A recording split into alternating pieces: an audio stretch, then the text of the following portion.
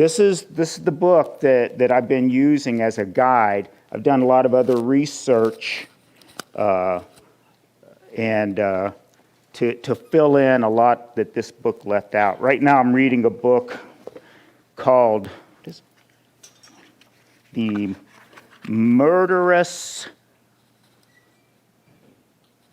I forget now. But anyway, it is about all of the translators and their how they had a lot of difficulty. A lot of them died. There's a lot of people died for doing the translations. So that's one of the things that we're headed towards, is talking about translations.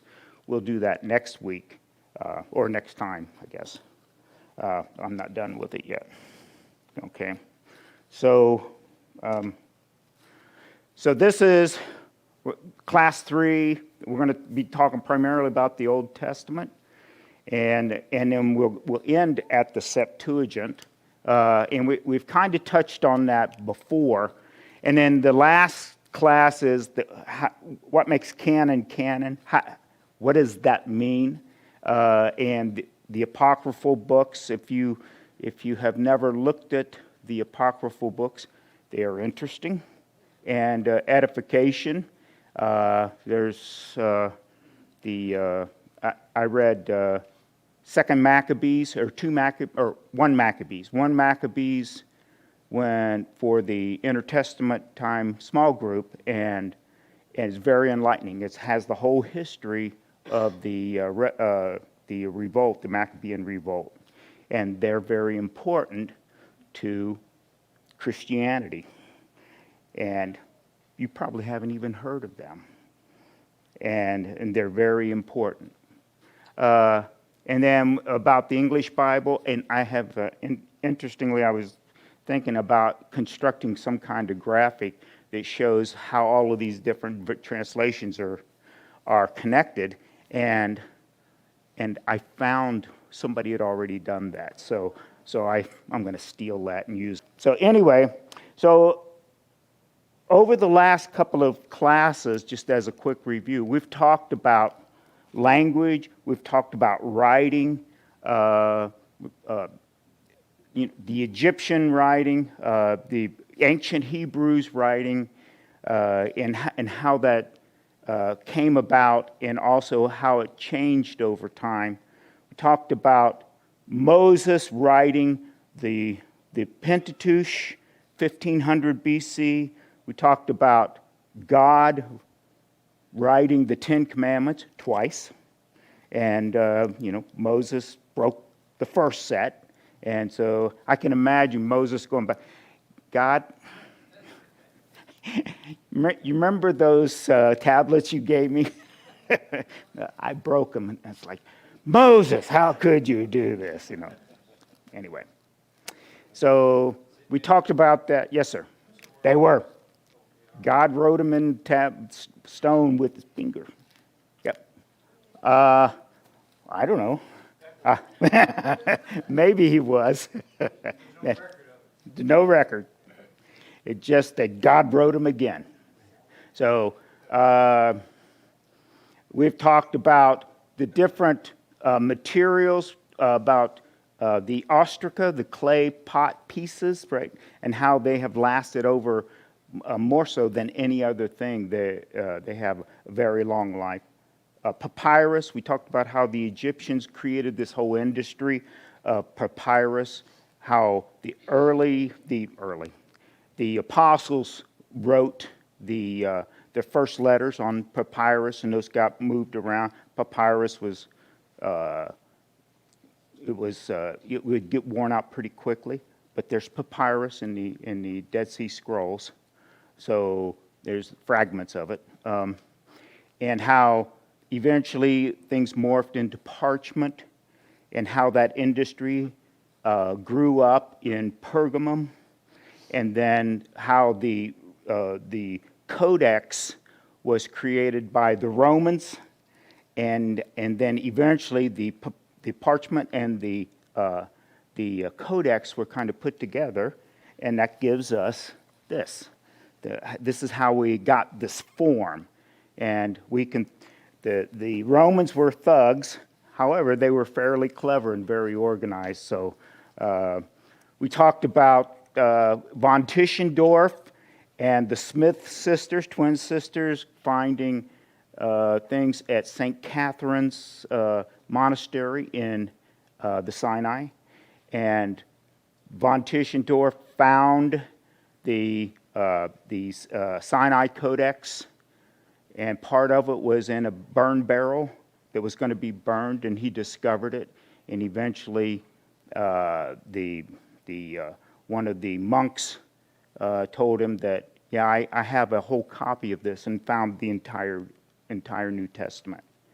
And the sisters, twin sisters, found the Syriac Codex, and it was the Gospels, the complete Gospels in Syriac, in the Syriac language, and they found it at St. Catherine's in a room where there had been a fire, and the roof had collapsed and covered them.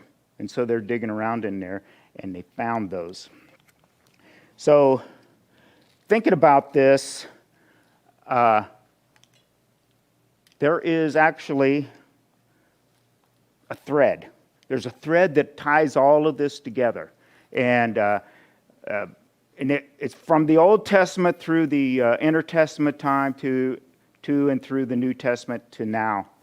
And so God's hand, I call it a thread, where it ties all of these pieces together. We have prophecy that gives us insight.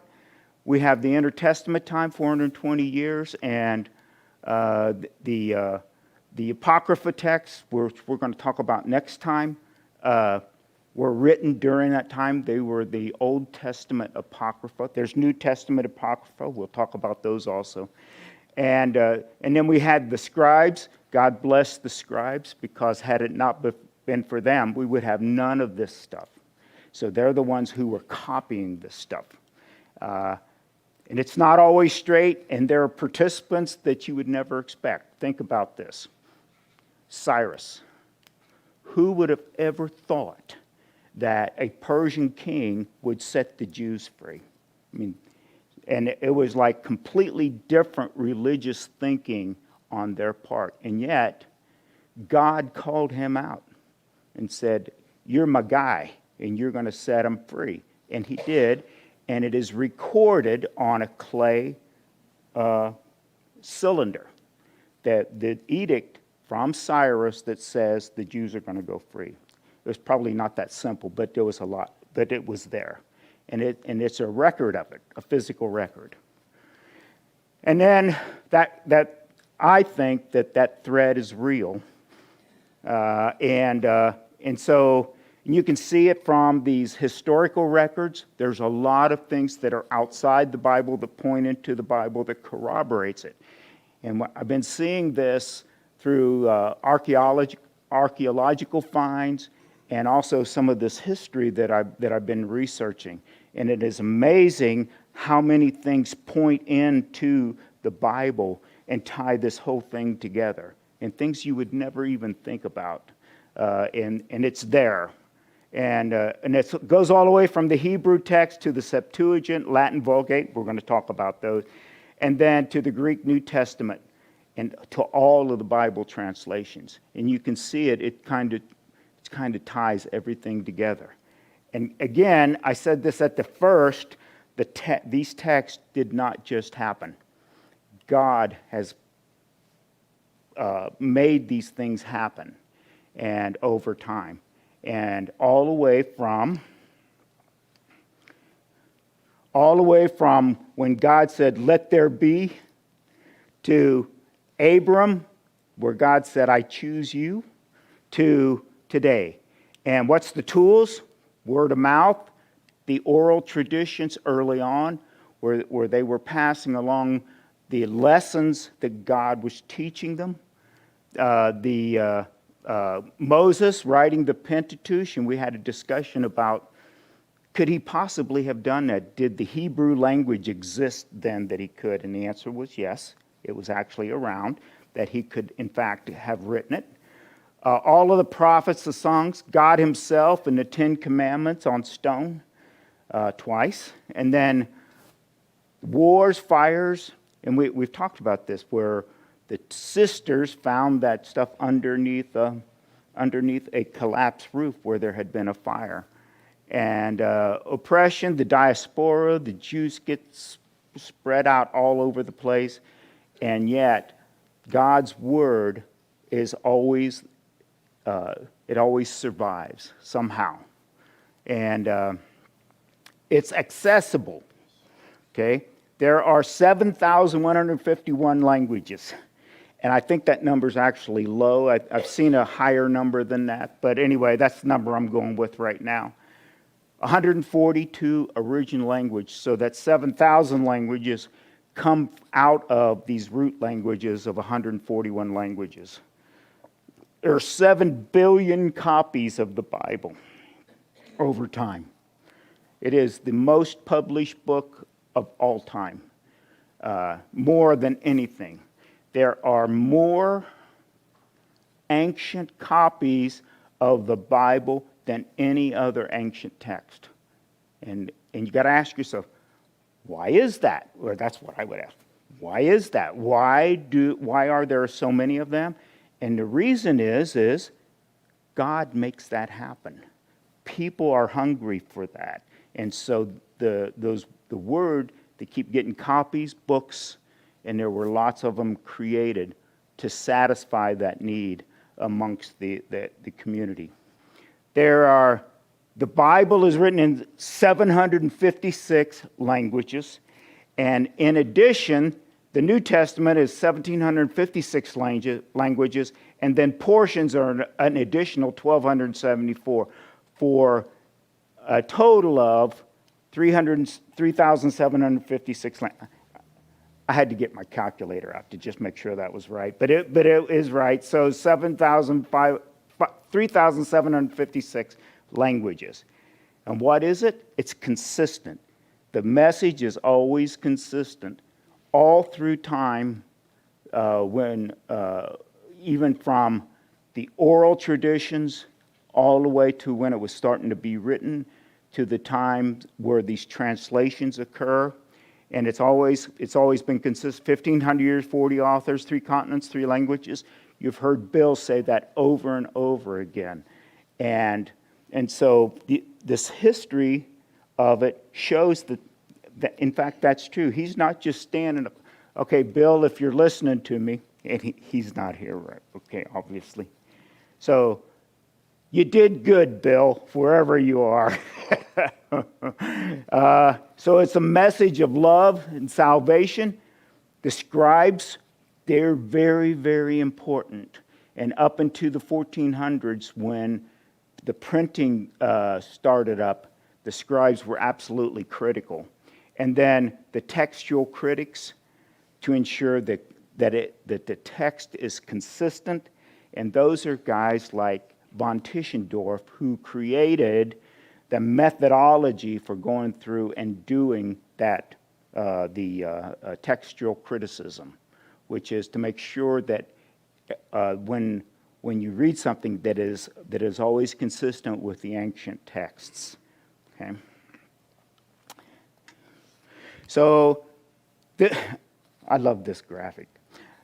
I'm going to use this. I'm going to point back to this while I'm talking, because what we're going to do is we're going to find that some of these texts that have been found, these Old Testament texts, point all the way back into the Ptolemy's time, and so they're another group that you would say, what in the world is going on here? Why would those guys be involved in this? And they are part of that thread.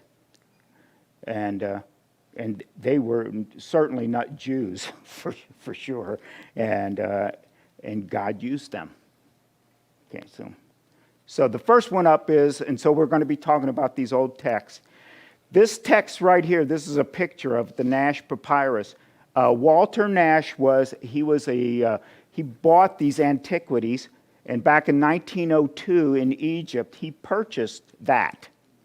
And if you think about it, today you can't do that, but in 1902 you could purchase those any of the antiquities, and they were carrying them out of Egypt and the Middle East. Anyway, that dates back. So this is in uncial. Okay, so remember we talked about uncial and the uncials and the minuscules. This is written in the uncial text. It's yes, sir. They have laws and they have organizations set up within the governments where the antiquities stay within the country. Yep, and that's true in Egypt, Israel, all of those countries around. And when they find stuff, you can't just carry it off and sell it. This guy was a dealer in that. That's what he did for a living. Okay. Anyway, this contains the prayer from Deuteronomy, and it is the Shema Israel. And if you go into Deuteronomy, I actually went in and searched this, and in fact, it's there. It's a prayer in Deuteronomy, and dates back to the hundreds. So basically, we're back into a time of potentially during the Maccabean revolt, okay, and so it probably right in this time frame after the Ptolemies, but during the Maccabean revolt, and so that's what this thing dates to in that time frame, right? I mean, think about it. That's a really, really long time ago. Okay, and this thing it looks like it's papyrus, and and it is still, that piece of it is still intact. The Dead Sea Scrolls. Okay, so young shepherd boy discovered the first of these, right, and around in 1947. Every book in the Old Testament except for Esther and Nehemiah. Why those weren't included? Have no idea. They date to the 3rd century, so the 200s BC. So let's pop back here. So the 200s BC, which would put them back in Ptolemy II, Philadelphus, Ptolemy III, Euergetes. And so, and on there, so around in the 200s, okay? And so these were associated with the Essenes. So who are the Essenes? Well, that was a religious sect that was roaming around at the same time as the Pharisees and the Sadducees. This was another sect, and they would have been mingling in around Jerusalem. There was a very conservative sect, and one of the things that they did was they took a lot of these scrolls and stuff, and they're the ones who stored that stuff out in the around Qumran. These some date to 250 BC. So let's pop back over here. 250. That puts us up, again, around Ptolemy II. And so, most were written in Hebrew, some Aramaic. Now remember, the Jews had been losing the ability to read and write Hebrew. And so what you're seeing here is some of these things are starting to show up in Aramaic. And we're going to talk a little bit more about this here. And then there have been other ones found in Masada and also in the Khirbet al-Murd. So anyway, so this is just one of the fragments. Interestingly, though, 15,000 fragments have been found, and a lot of those fragments have been assembled into at least 981 manuscripts. And so that's where every book of the Old Testament comes from. And they were from those fragments. So these researchers have painstakingly reassembled those things. And it's pretty amazing that the skills that it takes to make that happen. I have a note here about Jordan and the Palestinian Authority. So there's a dispute, and it's still going on, of who actually owns the Dead Sea Scrolls. So before 1967, you can see on the map on the left, Qumran is on the Dead Sea, and there's Judea, and that's where those scrolls were found. On the right, you can see that the Dead Sea is right here. Notice this little piece right here, that is the West Bank. And also, Jordan is here. So prior to 1967, the Jordan had annexed the West Bank. And so the Qumran was actually annexed by Jordan, right? After that war, Jordan lost, okay? And the Israeli government took control of that region, the West Bank, and now they control the Dead Sea Scrolls. Now, there's still this controversy going on of actually who owns them. So, right now, the Israeli government owns them. Now, that in the future, that may change, but right now, that's the way it is. Okay. Question. Yes, sir. Well, they date. That's a good question. So, they're important because what it does is they corroborate the Old Testament. In other words, it's not like somebody sat down and wrote the Old Testament. It says that these scrolls or the information that's in the Bible can be traced back all the way, at least to 250 BC. Okay, so what we have is in fact what they had 25. And in fact, in the Old Testament, it's almost exactly the same. Okay, and that's why it is so important. We'll talk about that next time. This one is this is silver. So that the scroll there on the left is silver. That is an image of what's the text that's on there, and then on the right column there is actually the text, the Hebrew text.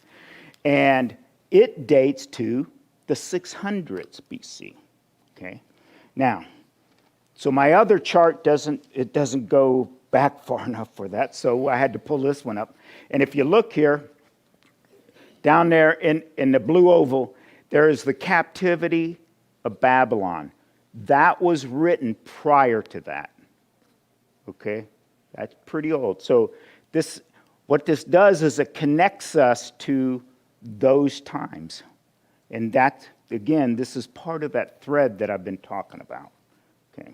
Let's go back here. Okay. So, and this one was found as in a dig in burial caves of Kedef Hinnom, and in 1979, 1980, okay? It is numbers. That's what this is. And the number 6, 24, 26, the Lord bless you and keep you. The Lord make his face shine on you and be gracious to you. The Lord turn his face toward you and give you peace. And if you go into number 6, 24, 26, what you're going to find is that's what it is. That's what it says. And so that's this blessing. All right. Now, always keep in mind the amount of time involved here. So Moses wrote Numbers at 1500 BC. Okay? And this dates back to 600 BC, 900 years in between there, right? And so who do we have to thank for this? The scribes. They're the ones who continued to make copies of these things. And so the scribes, it turns out that they are very, very important to the continuity of the Old Testament and the New Testament for that. And Deanna reminded me, this is the one, this is a ostraca that was found. And it dates back to the 10th century, okay? Okay, so when was that?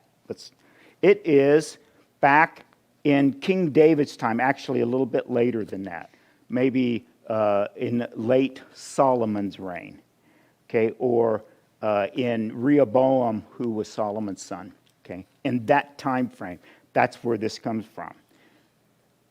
And there is some controversy of how this is interpreted.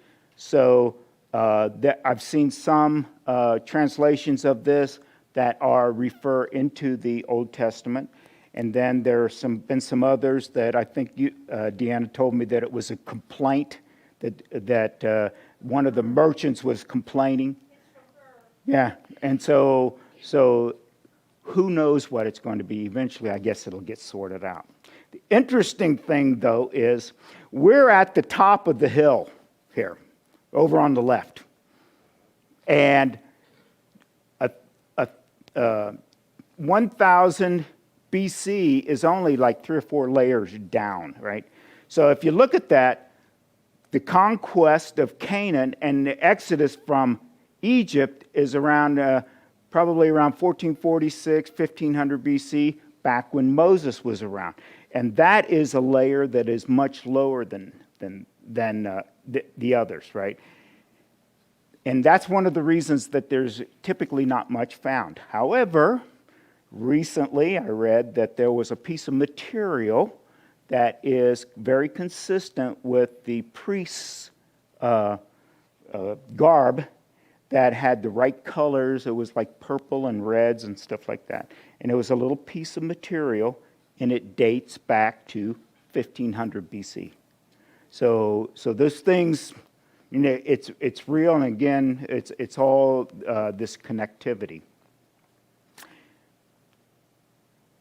And that book, The Stones Cry Out, that's a book on biblical archaeology. Fascinating stuff.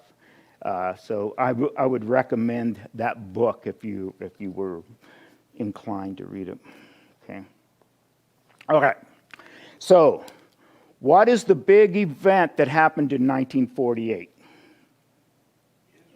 Israel becomes, okay.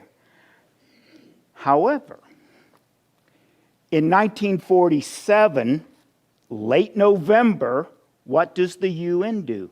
They announced that Palestine was going to be broken up into a Jewish and Arab state. Okay, so that's at the end of November. 2nd of December, 1947, riots broke out among the Arabs. And in Aleppo, Syria, all of the synagogues there were destroyed. Okay, so that happened on the 2nd of December. That is a page from the Aleppo Codex, okay? And it is what was one of the, basically it was the entire Hebrew Bible written around the 10th century. That would have been around 900 AD. And the synagogue that it was in, it's the Mustareba synagogue, okay? And it had been around for 1,500 years. So the Jews that were in that area had been there for a really, really long time, okay, obviously. And that codex had been there for a really, really long time. They burned the synagogue down, the Arabs do. And when it was all said and done, and the Jews are searching through the rubble, they find that codex. Okay, so the place had been burned down. And the parts of the Pentateuch, so the first 5 books of the Bible, had been damaged. This is from Deuteronomy, but the rest of it was intact. All right, so the rest of that Bible was intact. So December the 1st, you could go in and see the entire thing, and they had it on display. December the 2nd, the first parts of it were damaged and parts of it were destroyed. This is one of the pages out of it. And then it disappeared, and in 1958 it resurfaced. Okay. And again, so if you think about the thread and how all of this is connected, wars are not going to stop it, fire's not going to stop it. And there it is. This is an example of that. Okay. So this is the Leningrad. This is a piece of it. Okay, so and it is the oldest complete manuscript written and around AD 1000 in that time. And it is based on the Masoretic text. Okay, and basically, Masora means basically is to guard the text. So the scribes accounted for every single letter. Right? Bill has talked about this, how they painstakingly went through and made sure that everything was exactly correct. And if it was not correct, they would either throw away the page and start over, or make corrections on it. Okay. And the Masoretic scholars around AD 500, now that's what this is, they added markings in the Hebrew to show where vowels were, and also places that were should be highlighted in when you read the text and you speak it. Right. Prior to that, AD 500. The rabbis were the ones who knew that. So you had the written text in Hebrew, no vowels, no nothing. It was just written in columns. Okay? And the rabbis were the ones who knew where the vowels went.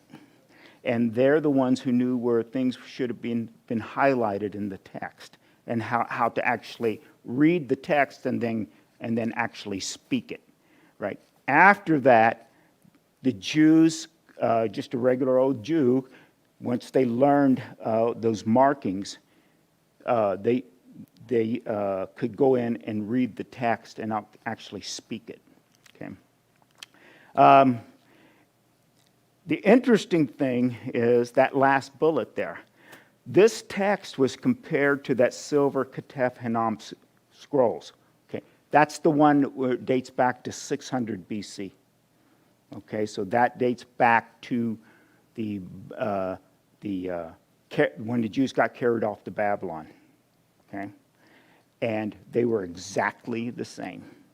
Okay, what that says, it's over 1,600 years, 60 generations of scribes.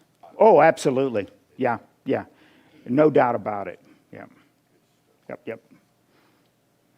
So that's the thing that I find really amazing. They're exactly the same. And so that's really important. There are lots of others that, so I just listed them here. Each one of these has its own story. One of the interesting things that I found is why are the Hebrew texts, so these are the ancient Old Testament books, later than the New Testament? So the Leningrad Codex is around 1000. That the Aleppo Codex dated back to the 10th century in the 900s. But the New Testament, we can date that all the way back into the 300s. So why is that? Why aren't there a lot of really, really old texts? And of course, the Dead Sea Scrolls have portions of it, but it's not assembled into actual books. And the reason is, so it's up there, the Jews, the scribes, felt that any Hebrew Bible that was copied by Jews was as good as any other. And so they had a preference for newer books. Why is that? Because the older books were worn, and so they were always looking for newer ones. And so what they would do is they would give them a burial. So somewhere out there are some of these Old Testaments, these Hebrew Old Testaments, that are buried out there somewhere. But a lot of the New Testament ones, they're we found them in like St. Catherine's in the Sinai and those places. So it's kind of fascinating, and the big thing is the Masoretic text that has those markings to show vowels and how to emphasize things. That is the Hebrew Bible. That's what they use today. So that dates back to around 500 AD, AD 500. Okay. But there's more. So you remember the Samaritans, right? Okay, so what happens is Assyria sweeps down through the northern kingdom, destroys the northern kingdom, hauls off a lot of the Jews up there, and they had been on their own for a long time. They were doing idol worship and everything, and they get carried off. So in the 400 BC time frame, the Jews start coming back to the southern kingdom, or to Judah, right? So the Samaritans decided that they needed their own Bible. And so they adopted the first 5 books of the Hebrew Bibles, the Pentateuch, and that's all. So the Samaritan Bible, or its Torah, exists today. There is the Samaritan Samaritanism in the northern kingdom.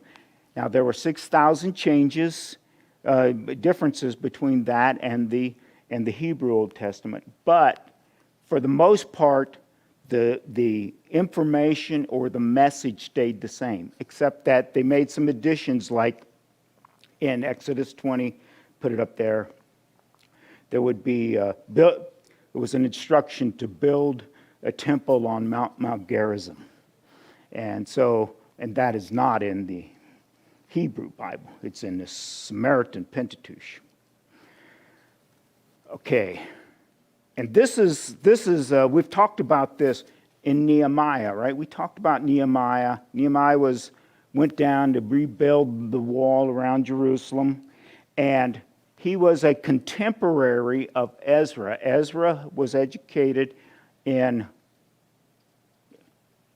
Persia, and it's like, I forget the name of the city, but anyway, and he got permission to go to Jerusalem, and he was there a couple of times, and basically to re-educate the Jews on the Mosaic Law. And they had really forgotten a lot of that. So off he goes. He goes down to Jerusalem, and he pulls out the Hebrew Bible. He's reading it. The problem is the Jews were in the process of losing the ability to read Hebrew and speak it. So what happens? Ezra reads, and the Levites explained. And that is a paraphrase, right? And that is a targum. That's what that is. So the Jews were listening, and basically the Levites were paraphrasing what Ezra was reading. Okay, and if you go into Luke, so there's this the Hebrew text. The Hebrew text was always read from the scrolls. Okay, targums were always spoken. And if you go into Luke 4, in verse 16 through 19, let me just read this. Okay, so Jesus has gone back to Nazareth, and it's the holy day on Saturday, right? Okay, so he's in the synagogue, and this is what it says.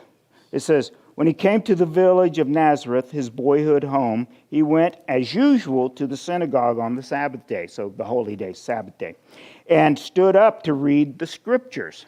Okay, he was a preacher, he was a rabbi, so that would be expected of him to do. the scroll of Isaiah, the prophet, was handed to him. Okay? And so he unrolls the scroll and found the place where this was written. The Spirit of the Lord is upon me, for he has anointed me to bring good news to the poor. He has sent me to proclaim that captives will be released, that the blind will see, that the oppressed will be set free, and that the time of the Lord's favor has come. He rolls up the scroll, hands it back to the attendant, and he sits down. And then the preaching begins. All right? And that is a description of that. So anytime the text of the Old Testament was going to be read, it had to be taken straight from those scrolls. And so basically that's an example of that. There are others in there that besides that, which is kind of interesting. Okay. And eventually the Targums became, there were so many of them that they eventually started writing them down. And you can find them. And there's a couple of those listed, Targum Onkelos of the Pentateuch and the Targum Jonathan of the prophets. So there's a lot of that stuff around. So this is a copy of the Syriac Peshitta, and this is a Syriac Old Testament. Last time we talked about Peshitta, that is the simplified form of the text. And so it was probably, you could date that back into the hundreds, AD 100s. Okay? And again, it compares very well with the Masoretic text. And so the Jewish scribes were very good at their job, obviously. Okay. So now we're going to talk about Jerome. But we need to, who was that guy? Because he is an important guy for the Latin Vulgate. So he was born into a Christian family in Dalmatia. I put a map up there just to make it interesting. Rome is right across the Adriatic Sea, and so he was basically embraced Christianity at the age of 18. Okay, but he was educated by pagan tutors. Right, he's in Rome, and so he was very good at grammar, rhetoric, and clarity of thought. That's what those teachers were very good for him for. And in fact, he was probably at that time, he was one of the most highly educated men in the region there, Jerome. Okay. However, he was a rat dog sinner, okay, just like everybody else. And he had a reputation for the ladies, okay, even after he was 18, okay? But one day he had a vision.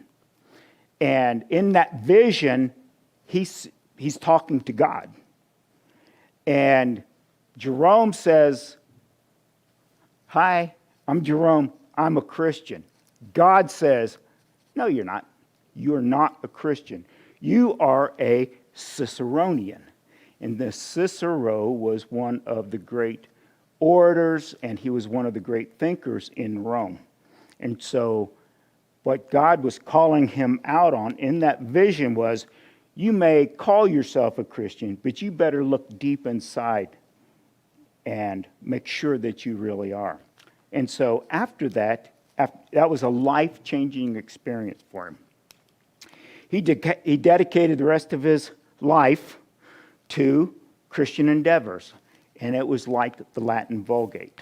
Okay, and so he was one of the writers that would read and write commentaries on how do you actually understand this stuff? What does it all mean? In 385, he goes to Bethlehem, and basically, supposedly took up residence near a cave where supposedly Christ was born, and he worked there for the next 40 years, set up a monastery, and all sorts of interesting things.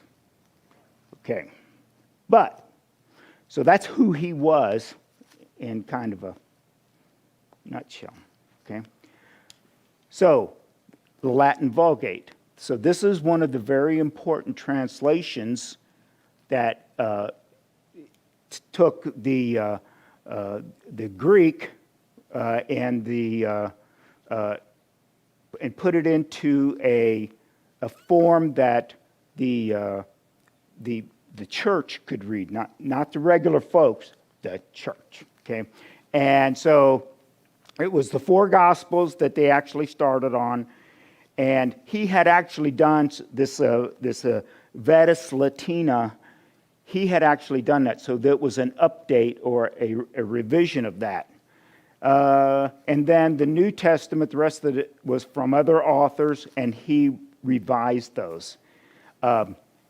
He also included, as part of it, the First and Second Maccabees, Wisdom, Ecclesiasticus, Baruch, and the letter of Jeremiah. Those were included in the Septuagint. In the Hebrew Bible, there are no Apocrypha. The Jews said the Apocrypha were interesting. They're actually good to learn from. They're good reading, but they did not rise to the level to be included in their canon. Okay? And so he translated all of the books of the Old Testament from Hebrew, and then he finished off the rest of the Apocrypha, and then the Roman Church accepted the Latin Vulgate in its intact in 1545, 1563. I'm going to talk more about that next time. And then the last revision of that was in 1979. And so that is the official Catholic Bible, and it goes all the way back to Jerome in AD 382. So there's that longevity of those books. And this is there's actually two different things here, and these are the Vulgate, the Latin Vulgate, and in its 8th century and 9th century AD. And don't forget, these are written by hand. Okay, still at that time, they were, and you can see the text. It's just beautiful. When I was in second and third grade, my teacher would have loved me if I could write like that. So it was, Dan did good in everything except he can't write. Okay, so it was one of those. Okay. All right. So we're going to talk about the Septuagint, and we're kind of coming to the end here. But the first thing we want to talk about is the Ptolemies, because they're very important to the Septuagint. So, and I put my timeline back up there. Okay. Alexander the Great gets an army together, and they sweep through the known world, and they conquer everything in their path. And they make their way down to Egypt, through the Middle East, all the way through what's modern-day Turkey and Persia, modern-day Iran, all the way through India. They're looking for waterways so that they can move their soldiers back and forth. And what happens?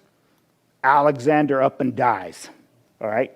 Now, these generals with Alexander, they're really good at what they do. And what do? They get into a fight over, they start breaking up the empire, right? Ptolemy I, Soter, his name was Lagai, he was a buddy of Alexander. They were educated under Aristotle, so they were classmates. And he basically, he died of natural causes, okay? Very unusual for these guys that somebody would actually die of natural causes. But anyway, so he was a warrior, soldier, but also he was a man of learning. And that was one of the things that the Greeks really brought with them when they came to the Middle East and throughout that region. He started the Alexandrian library. Okay. Now, Ptolemy II Philadelphus is his son, right? He's the next one in line, and he liked the Jews. His dad didn't. His dad went up to Jerusalem, and they were just going to beat the Jews up. It's on the Sabbath day, and what happens? Nothing. They ride into Jerusalem, and they take over. Why? Because it's the Sabbath day. The Jews aren't going to fight on the Sabbath. And so they went up and it kind of took over things. That kept happening, by the way. That's a common theme up until the Maccabees. That's another story. But anyway, so he started the translation of the Hebrew into Greek. He's the one that started that. His son finished it. And also, there's a note here that the Ptolemy III Euergetes is the one that actually started the writing the multiple languages on the big rocks. Okay, eventually, there's a bunch of those, and they became, we call it the Rosetta Stone. Who found that? Napoleon. Napoleon found it, and they were able to translate the hieroglyphics into these different languages. Anyway, so all of that stuff started back there. So, the Septuagint itself the title is Translation of the 70. There are actually 72 scholars. And there's this letter, and I mentioned this the last time. The full Greek title comes out of a story recorded by, it's a letter of Aristes to his brother Philocrates, and they were, that probably wasn't their names, but anyway, it dates back to about 100 BC, okay? And the story was repeated by Philo of Alexandria, and actually I got his name backwards, Flavius Josephus. He was a Jew, and he wrote a lot of the history of the Jews, the ancient Jews. He was around in AD 70. He fought against the Romans. And basically, the Flavius comes from, that was the emperor that he basically submitted to. He ends up in Rome, and he was one of the great historians of the ancient world. And he is one that, so in his writings, he said, there was a rabbi down in Jerusalem that was causing a lot of trouble back in, and he calls out the date. He's talking about Jesus. And so it's actually an extra biblical thing that points back to Jesus as a rabbi. Kind of interesting. Anyway, so that letter is actually considered by some scholars that it was actually important. So the legend says 72 scholars translated the entire Hebrew text, that would be the entire Bible, in 72 days. Okay, but consider, and I put this example, the people who are in the small group will recognize this. The blue cat, the cat that is blue, and El Gato Azure, all of those mean the same thing, but they are constructed differently. So there is, and this is a real simple example. And the complexity of actually translating from one language into another is very, very difficult. This book, The Bridge to the New Testament, really a good book. Denny Sism, author. But also it requires language, local customs, knowledge of those things, ancient social morals, the measurement system, because they're talking about that sort of stuff, and non-modern geographical standards, as well as religious thought to do translation. So the odds of them actually doing that over 72 days is very low. Most likely it was the Pentateuch, and then that was eventually completed prior to Christ's time in like 6 BC. Okay.